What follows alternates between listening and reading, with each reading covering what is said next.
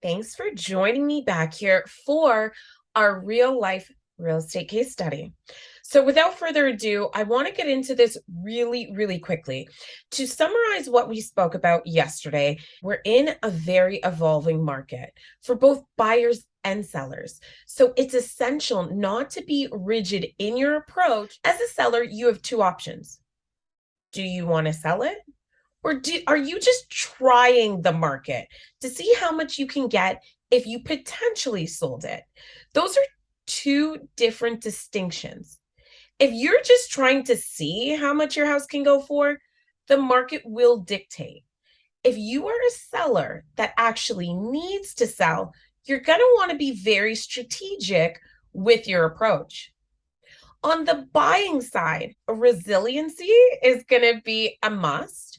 Really and truly, you want to take your emotions out of the transaction and understand that in such a fluid flowing market, sellers may not really know what's going on and what to do regarding their property. So, being consistent and following up and not losing resiliency if you found your dream house, if you have found your dream house, is paramount. Let me show you a case study of why I say this. So what you're looking at here is the first element of our case study. For myself, when I'm working with my buyers, it's pivotal for me to get a good understanding of where sellers' mindset is when my buyers become really interested in a property. So very firstly, I did pull up comparables about the property. When my clients started showing interest with this property, I got them all the information that they could possibly need and want to make an educated decision. With that said, a part of that is I want to make contact with the seller's agent and make sure my buyers and their sellers might be on the same page.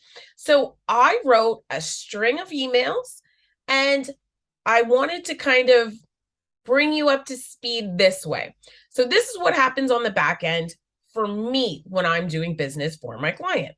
So very simply, hello, my name's Chaunyce Thomas. I'm a realtor as well. I'm reaching out because I have clients who are really interested in your home on 123 Hot Street, let's just say. I have great first-time home buyers that are really interested in your listing. They have also, of course, been pre-approved.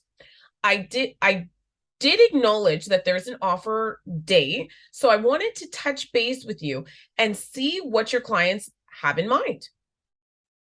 Are there comparables in the area that you're using that I can reference in order to have my clients have a clear understanding of what your guys' expectations are?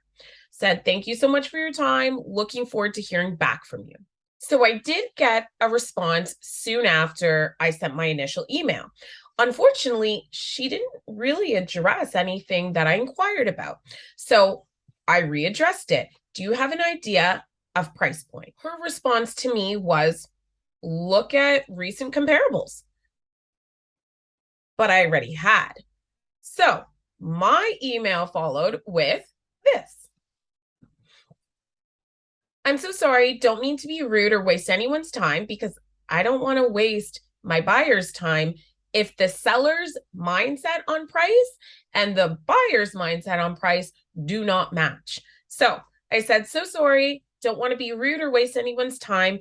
And that's why I'm inquiring. I have looked up comparables, and the most recent to sell in a 0.5 radius sold in February. Beyond that, there's one home that sold in June in a 1 kilometer radius, so a little bit further out, but still relevant.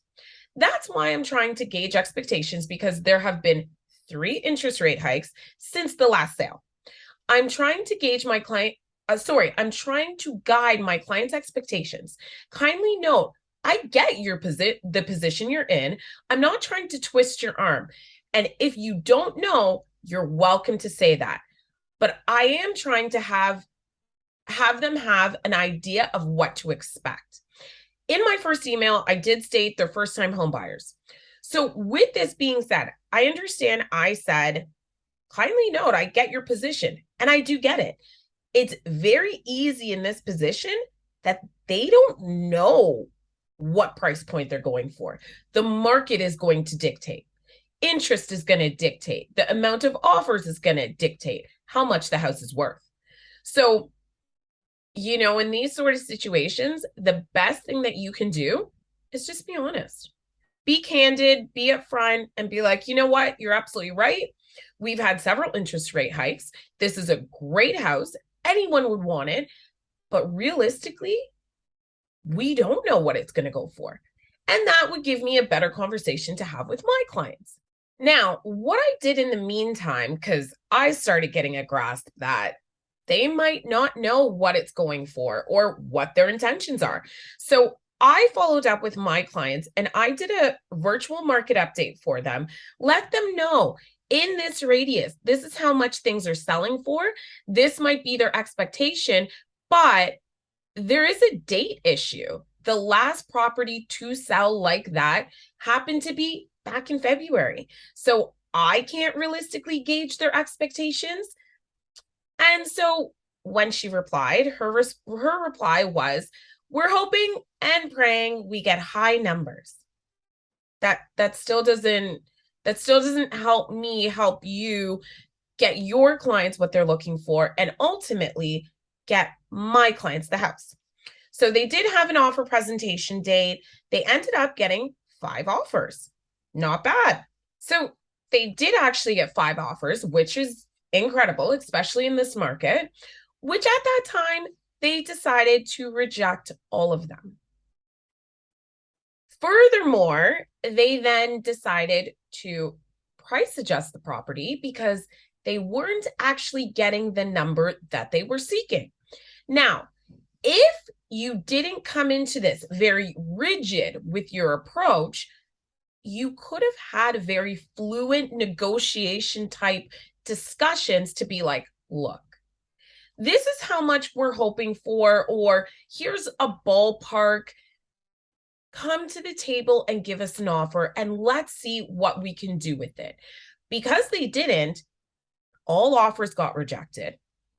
The property has remained on the market and it's not being sold. There was a slew of people interested in this home and it was very anticipated.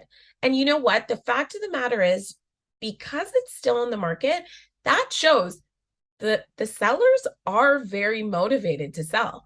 Or else they would just take it off the market and be like, you know what, we'll try again next year. They are motivated to sell.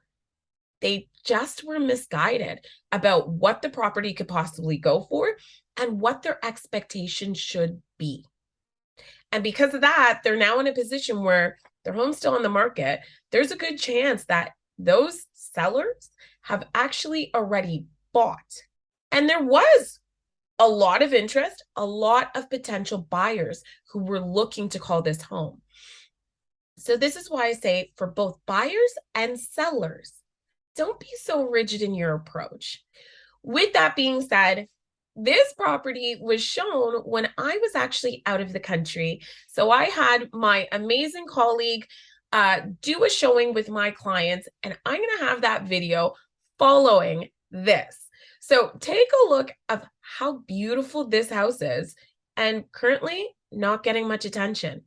Thank you for joining me here. Let me know if you have any questions. Starting directly behind the front door, and wow, is this house amazing. So there's your front door, there's your window, here is your closet. I'm here. We saw the other couple come in right after us, and there's another couple following up to see the property as well. So the interest in this property is insane.